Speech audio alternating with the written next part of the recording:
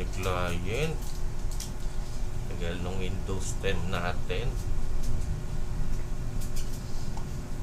Ayun, okay na.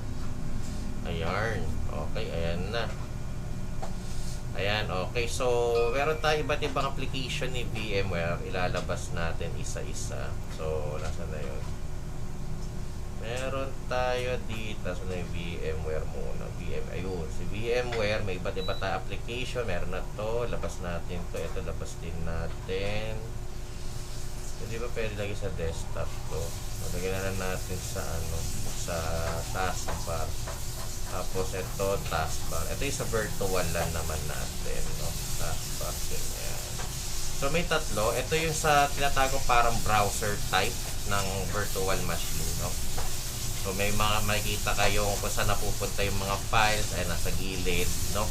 Tapos ito yung itsura ng ating workstation sa VMware. So nakikita niyo yung may computer dito, no? At mapapansin niyo din na may mga tab tayo. Ito yung tab natin, no? At syempre, pagka ang silbi lang naman nito is nakikita natin kung saan napupunta yung mga files o kaya mga folders natin sa bawat virtual machine, no? So pwede natin ipagpasa-pasa kung gusto natin, no? So marami kayong pwedeng gawin dito sa workstation. So pag gagawa naman kayo ng virtual machine, syempre, no? Okay, pwede nyo kayo mag-create. O kaya, kung gusto nyo, cloud type, pwede kayong gumawa ng cloud part ng server or ng virtual machine nyo dito. So pwede nyo i-connect to, no?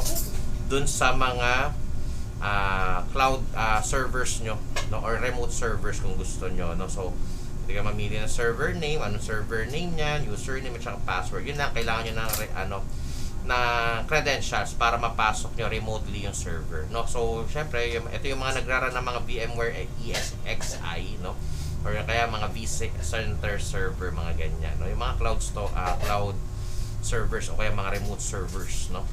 Then, syempre, kung gagawa kayo sa sarili nyo servers, ito, createan nyo virtual machines o kaya kung meron na kayo mismo virtual machine, open virtual machine nyo, na-click nyo lang yan. Then, halimbawa, may i-restore pala kayo